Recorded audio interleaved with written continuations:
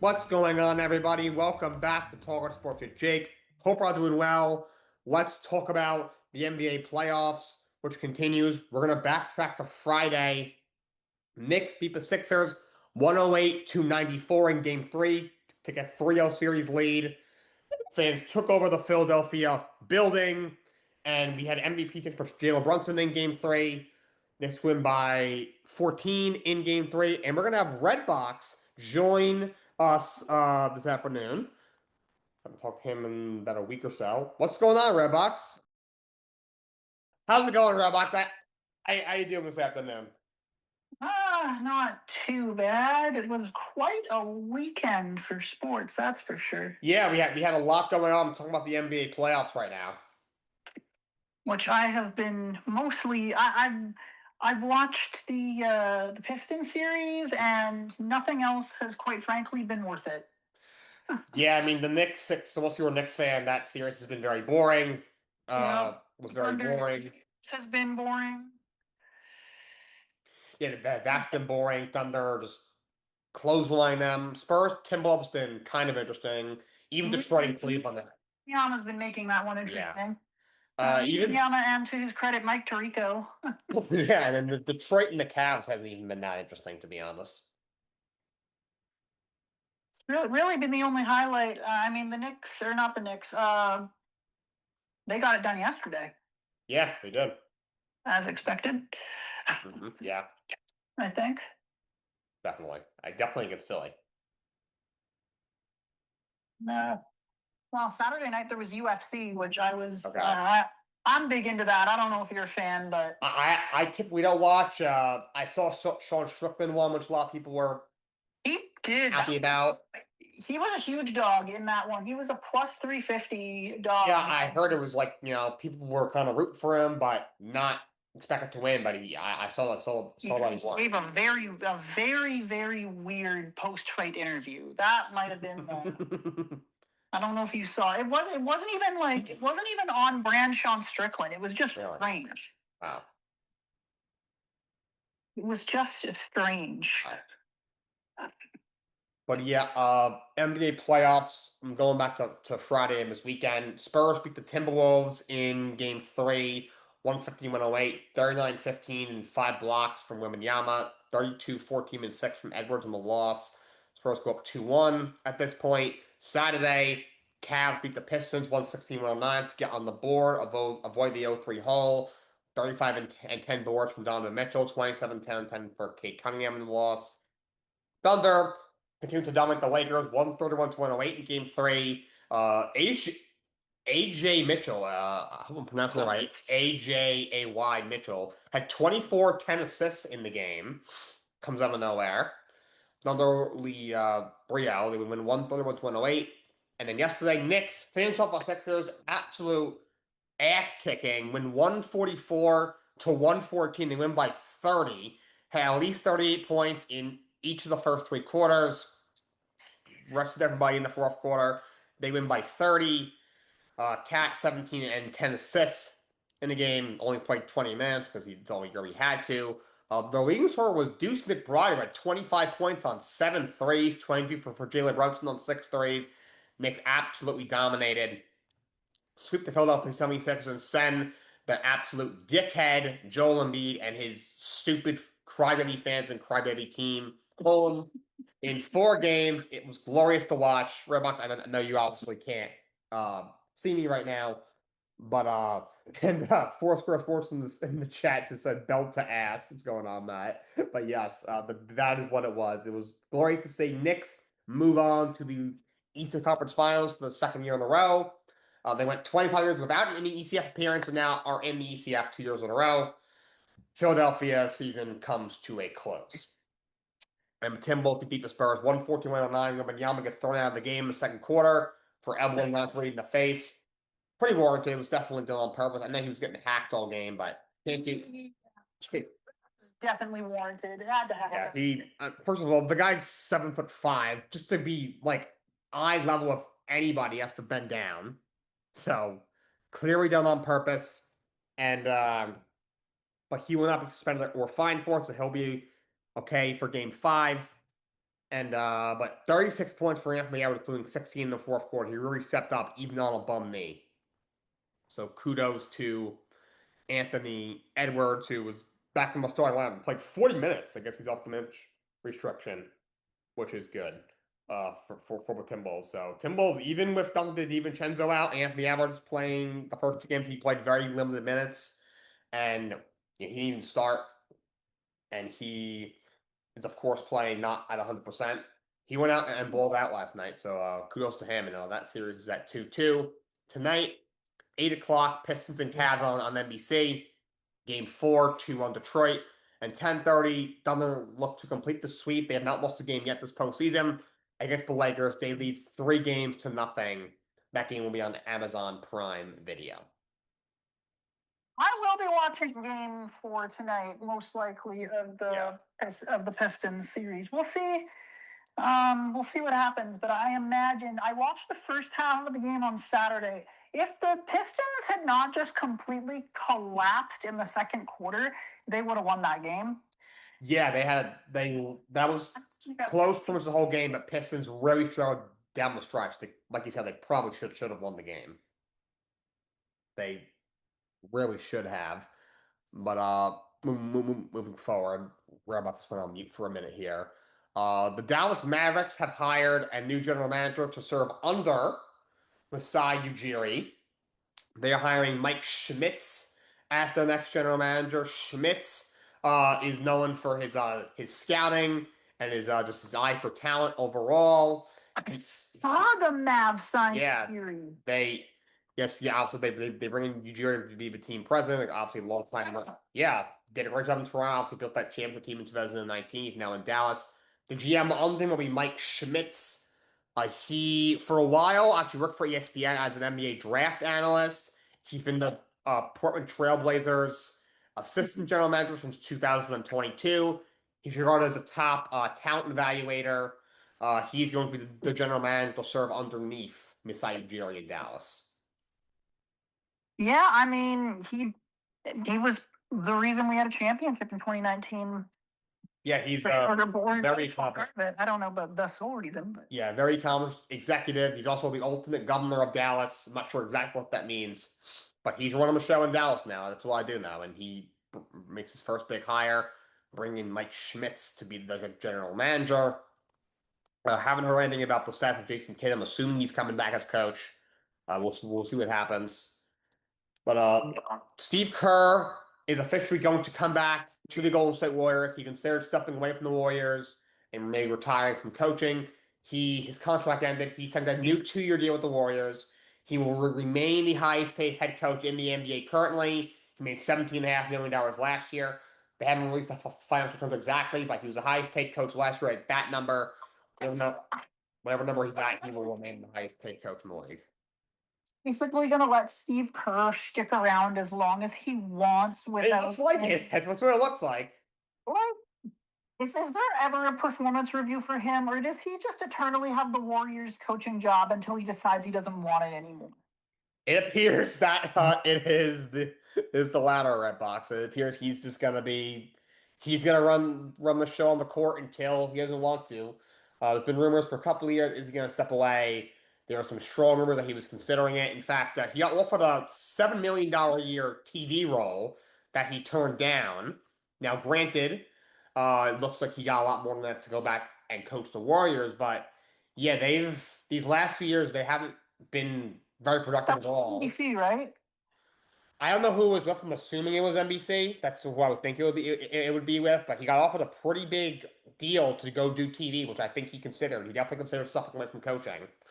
But Steve Kerr, he has in the past, he'll never leave Steph Curry. He wouldn't leave the Warriors to go to another team. I mean, money always does talk. Who knows? He could do what some coaches do in the NFL, like Sean Payton did a couple of years ago. What I think Mike Tomlin's doing right now. He can step away, take a year, 2, do television for a year, make a bunch of money doing that, and then recharge and maybe see what's out there the following season. Maybe somebody else gives him a second chance to continue to coach. But he's going to, he got a 2-year deal. My guess is he'll coach the next 2 years in Golden State, And after that, they'll probably revisit. And if he still wants to coach, they'll probably keep bringing him back. If not, then he'll look to his next chapter and Golden State will go into a new era, which they probably should do considering their team is ancient and they need get younger. Somehow they have zero young talent on my team. Steph Curry's still great, but was hurt a bunch this year. Draymond is we all know what Draymond is, not what he once was, and obviously a lot to handle. Well, they said that they're not getting rid of him, but they have no young talent on my team, right? Really, besides Brandon Podziemski, who I think is a little bit overhated by Warriors fans, but not a amazing player. Yeah, I mean, I'm.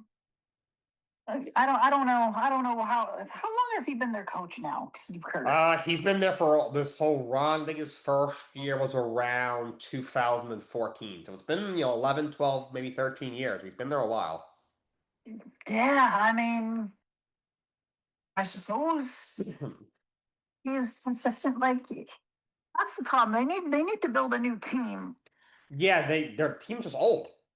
I think a new coach might be the way to go Yeah, in order to do that. But what do I know?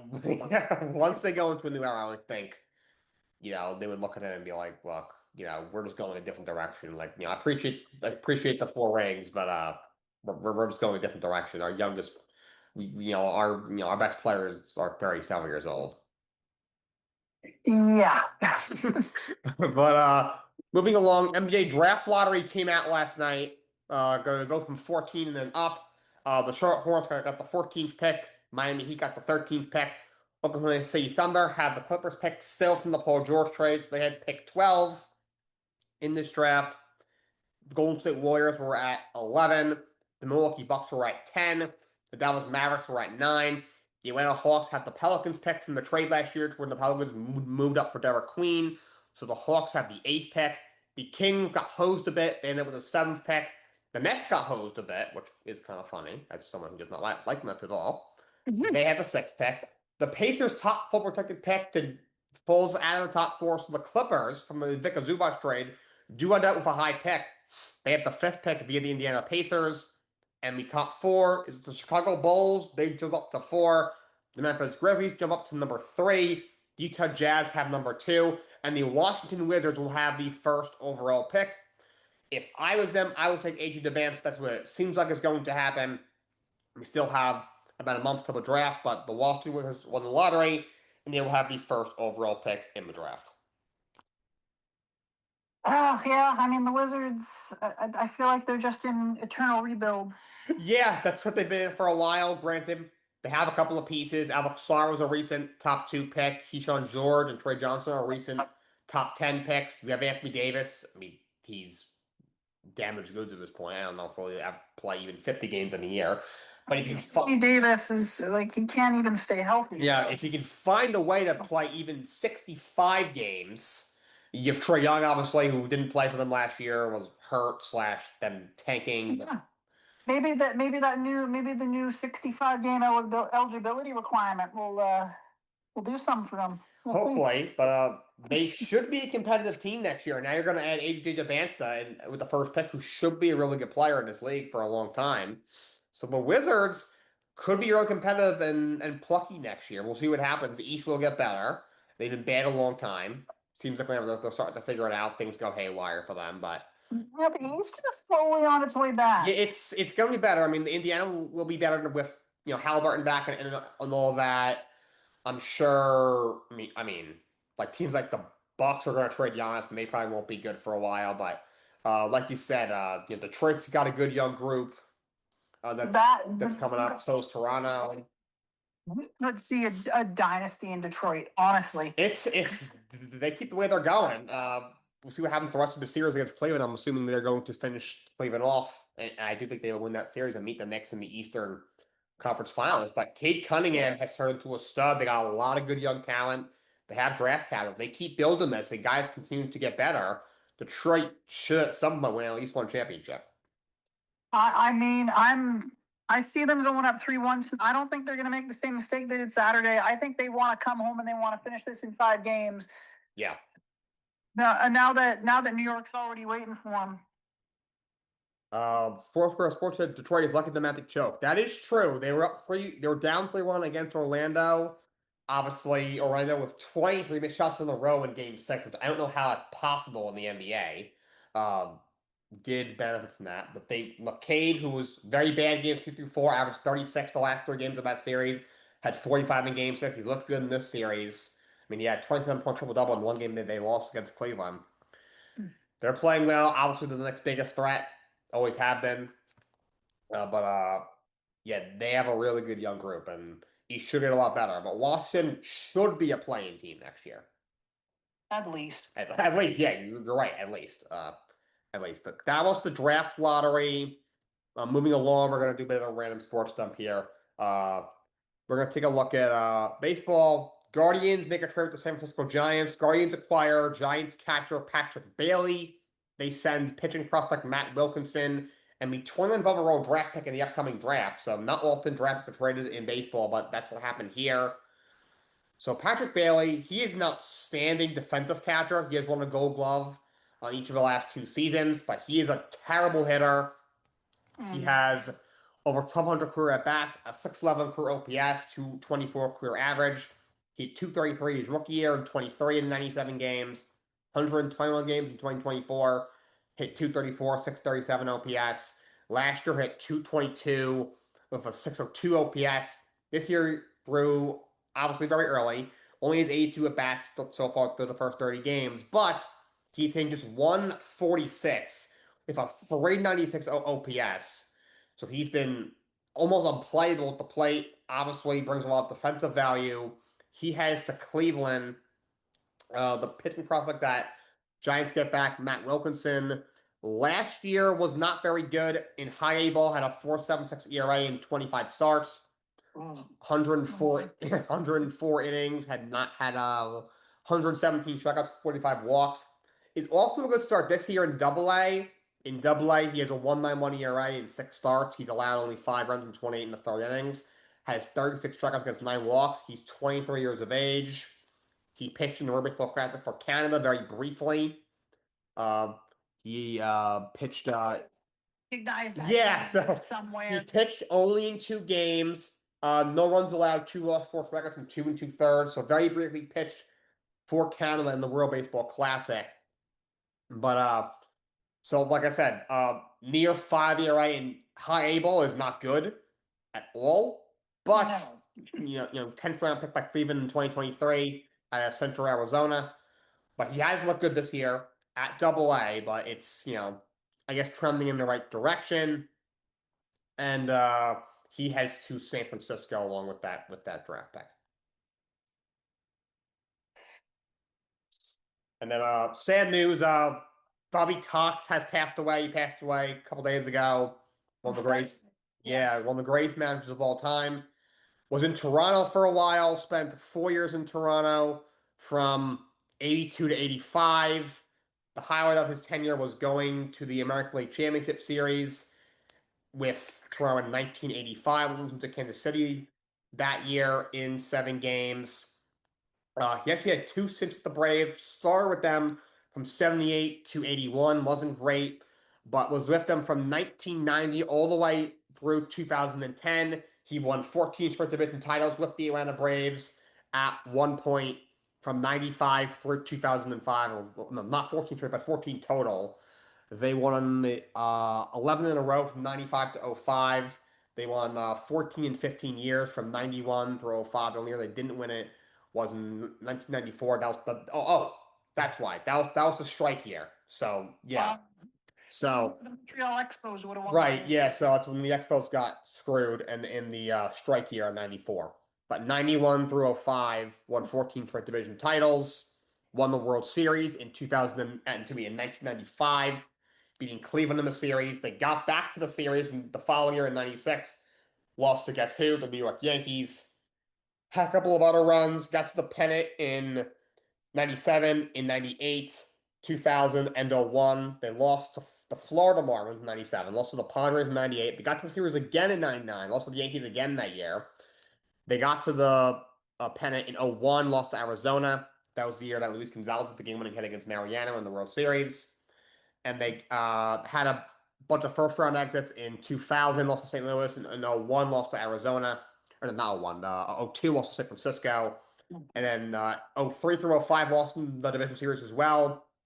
06 through 09 did not make the playoffs because last year they were in 2010, 91 games, made the playoff, but lost in 4 to the San Francisco Giants in the first round that year. Finished with 2,149 wins, which is, I think, top 5 all time. A World Series trophy, and overall 15 division titles, including the 85 year with Toronto. One of the great managers of all time. Fortunately, he passed away. Rest in peace to a great in Bobby Cox. Moving along, let's talk some football. The Jets extend Breece Hall 3 years, 45.7 million. Overall, I think needs to happen. I am not a fan of paying running backs. Have had some time where Alfred didn't work out. We all know how short their primes are, but Hall's going to be 25 this year. Last year, a little over 1,000 yards, 4 touchdowns on about 4.5 yards per carry. Had 36 catches, 350 yards. Great pass catcher, very dynamic, great in open space. He's one of the better backs, something I think underrated because of how bad the Jets have been. Well, not just they've been bad almost forever, but they've obviously been very bad with him. And they extend him for 3 years. Granted, pays until he's 27, which is basically the end of his prime as a running back anyway. I think that's a good deal for the Jets. So he's the 3rd highest paid running back in the NFL right now. I actually, there is an NFL topic I do want to pick your brain on if we have some time. Absolutely, fire away. The whole controversy around whether the major networks are going to come to the table before the opt-out clause in 29. What are your thoughts on that? Very interesting question. When you say like the major networks like NBC, Fox. Yeah, NBC, Fox, CBS. Because there's rumors that they want to get. I mean, I have heard that. Yes. There's rumors floating around that Netflix wants one of the Sunday afternoon packages. Mm-hmm. God help us if that happens. Please no. Please no. But the NFL wants more money. The networks really, I mean, there's not a. I mean, the argument is for coming to the table now. You can either do it now and keep your package, or lose it to a streamer when they're up. But I don't see any of them beyond. I believe is it CBS who was forced to the table. Yeah. Doing anything because there's no benefit in the long term maybe, but even then by 2029 2030 we're probably gonna be staring down the barrel of a streaming only Super Bowl anyway. That's what we're looking like. I mean, most television's going that route anyway. Thursday football is already on Amazon Prime. We got a couple games on Peacock. A couple years ago, they put a playoff game on Peacock. They just announced that Netflix is going to have the Australia game. Good Lord. Yeah, so Netflix is going to have that game. In the past, these last couple years, they've had like the Christmas game, that god-awful, unnecessary cash grab Black Friday game I think they've had. Well, and look how Netflix handled opening Lord. MLB. Atrocious. So bad. We did, yeah. You came on not too long after that, and we talked about that. So bad, dude. I mean, just as an aside, that Australia game is going to be Friday morning at 10:30 a.m. in Melbourne. And what's going to stop some of these international games? Goodell would play the game on the moon if he could. Like, I think this year there's going to be, I think it's a roughly 9 international. Yes, yeah, there's the most we've ever had. They're putting games everywhere. I get you want to grow your sport. I get it, but it's American football. Let's play the games in America. No one wants to get up to watch some god-awful London game at 9:30 in the morning. You know what? I don't hate it as much as everyone else does. I mean, I'm not an enthusiastic supporter of it either. That Brazil game was awful. Yikes. With the Packers, that was a joke. That was terrible. They were playing on a soccer field that they clearly had not adapted properly. That field was embarrassing shape for an NFL game. And are they going back to Sao Paulo this season? I don't think so. I don't think they are. They shouldn't. I mean, on top of Brazil's not the most nicest place in the world. The They are field is going yikes. to Munich, which you know Yes. what, that is, if you're gonna go anywhere, that's a good one. The crowds The there one, are fantastic. the London games. I know y'all don't like to hear this, probably, but the Tottenham Hotspur Stadium, especially, very very good stadium for They are. football. And they sell out very easily, those London games. Germany's an even bigger football market than the UK, which Yes. I did not actually know until recently. I Surprising, mean, but if yes. I've been getting into all the European summer American football leagues over there, and they're a mess. If you want to They spend love it over there. if you want to spend a day or two going down a rabbit hole, that's a fun one. Like the mess that is professional American football in Europe. Right. Yeah. But I mean, I don't mind it when I'm Sunday morning, 9:30 a.m. I don't mind getting up as long as it's a good game. Problem Yeah. is they put a lot of trash games over there, which I That's the mean, problem. Like they're like I will say last year there were actually a couple of very decent ones. That Colts game was very good, especially at the end. That's how they played. But the Lions are going over there though at one point in yeah, November. yeah. Hopefully that Obviously will be Jacksonville plays there a couple times a year. It's practically their second home stadium at this point. Thanks to Shad Khan. But there's been some really bad ones. Like the Patriots a couple of years ago had one, I think, against the Colts. It was a train wreck. It was awful. The Jets have played on there. Well, the Jets last year played the Broncos in one of the worst football games I've ever watched. It was like 10-3 or something. It was, I mean, it's the Jets. Most Jets games are not fun to watch, but that one in particular was bad. So they've had a lot of really bad games, and if you're gonna commit to this London thing, put some true good matchups on there. which I think this season they are at least. I would think if they're really committing to going international, which they are this year, they're gonna have to. You can't just throw the Browns and the Jets on over there if you're gonna really commit. Know what your thoughts are on this, but like, there's been rumors of a London expansion or a Heard German. that. They're going around for years. I don't know if they'll ever do it. I don't think Roger Goodell is a huge fan of the idea Mm. personally, and like the logistics of it wouldn't be as they really wouldn't be as much of a problem as people make them out to be, especially with the NFL. I mean, the team that plays over there would probably play like 4 or 5 games in a row there. Then they'd come on a 4 or 5 game road trip across the U.S. The big issue, of course, would be bringing the other teams over. Which I mean, as long as they can coordinate their schedules where you don't have a team flying from LA to London, London, yeah. or like even Chicago to London, that it's not that bad. Like people are overplaying the people are overplaying how much of an issue, especially with the NFL, where they basically have as much They money fly as private they anyway. want to spend on these things. And the NFL ain't going bankrupt anytime No, soon from it TV will. That travel. will not be occurring. No. So I would like to see it. I mean, I wouldn't abandon my Packers to become a supporter of this team, but Mhm. if I I would, I think it'd be good. I think it'd be good for the game. I think it would grow American football beyond the U.S. in a meaningful way that it really hasn't up until this point. Yeah. The logistics are going to be tough to work out.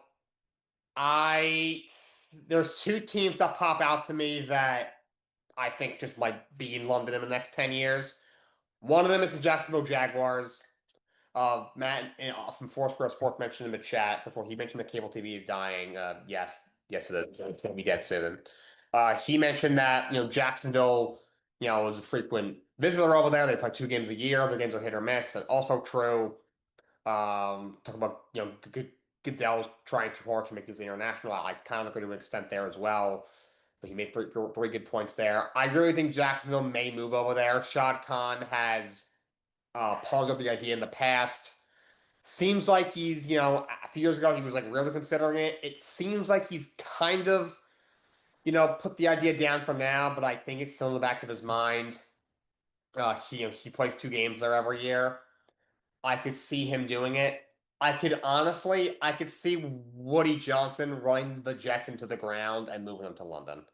That's further out. That's like in 10 years from now, but knowing that guy, I feel like it's something that he would do. He was like the UK ambassador for the president on his first term back in 2016 for Trump.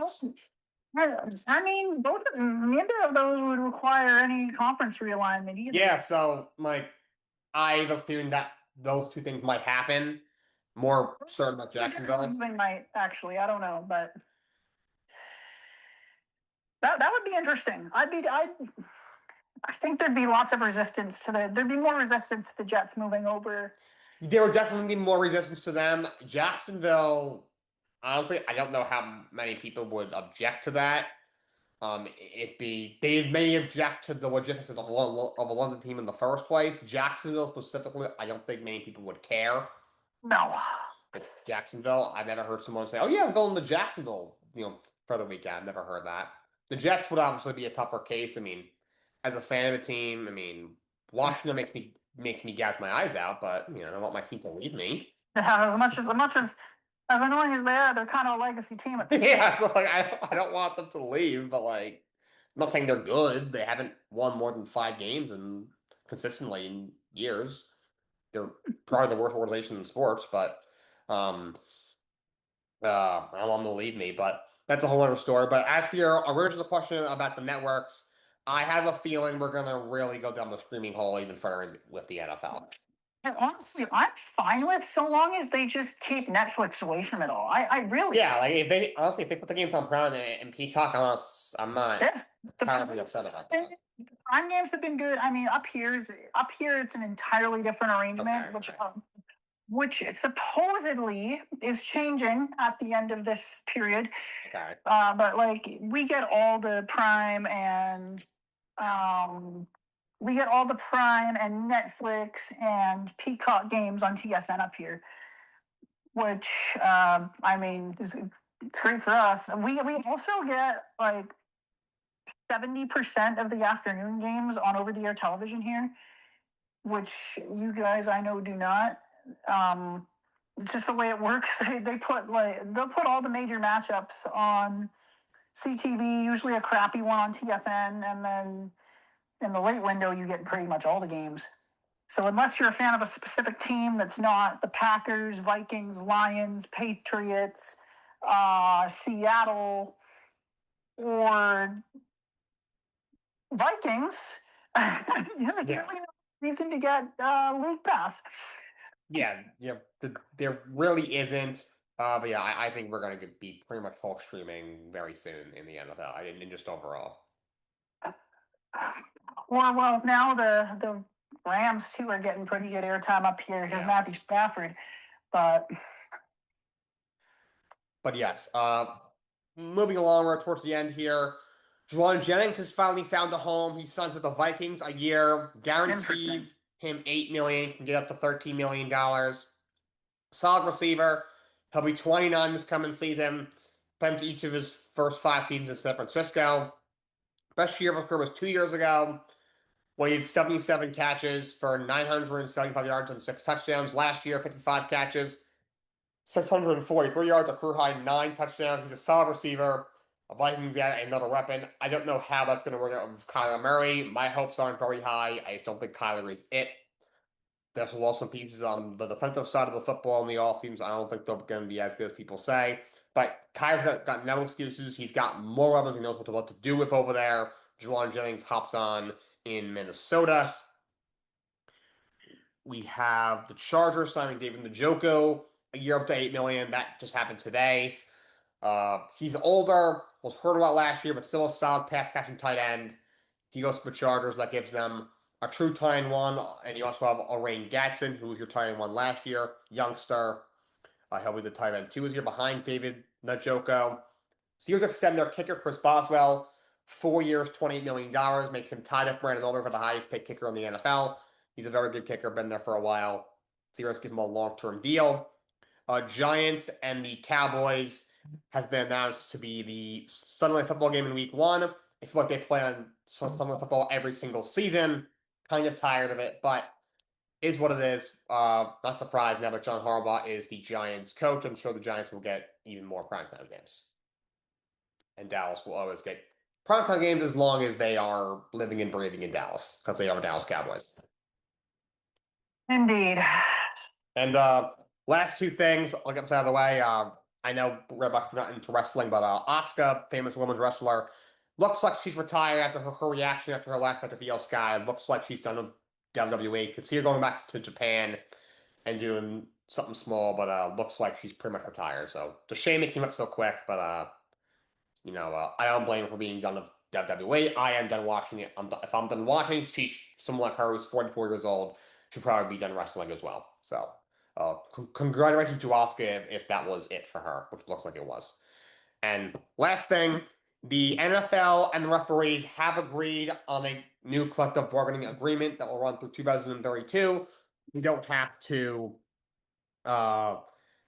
We don't have to deal with the temporary referee like we did years ago. We had the Fail Mary and they mess up the call on that field goal. Thank God. The regular refs are already bad enough. You don't need replacement refs of who are going to be even worse. That was something. The Fail Mary was a whole another thing. Like Fourth Grade Sports just said, Jerry Jones will do anything he can to give his Cowboys primetime games. Yes, he will. And as long as they're the Dallas Cowboys, as mediocre as they are, biggest brand in football, they will get primetime games in bunches till the end of time. Man, we're stealing your good players from you now in Dallas. So yeah, everyone's waiting because Jerry Jones does not give a you know what anymore. Yeah, we found Packers. We after we drafted a kicker, we got rid of Brandon McManus the other day, which I was a little bit surprised about. Yeah, I mean he wasn't good last year, but that did come out of nowhere. Yeah, no, I wasn't expecting. It didn't seem like a priority. I think Bryce Mack was who we drafted. I'm pretty sure. Yeah. To be honest, the draft happens around such a bad time. Yeah. It's like when everything else is just getting into high gear. Yeah. So it was very casually following that, but I did see that over the weekend, which I thought was an interesting move. I don't hate it. I mean, again, as you said, he wasn't good last year, but yeah, so that's the show for today. RedBox, thank you for hopping on. Come by anytime. Matt, thanks for your contributions in the chat. Till next time, so long. Have a great day.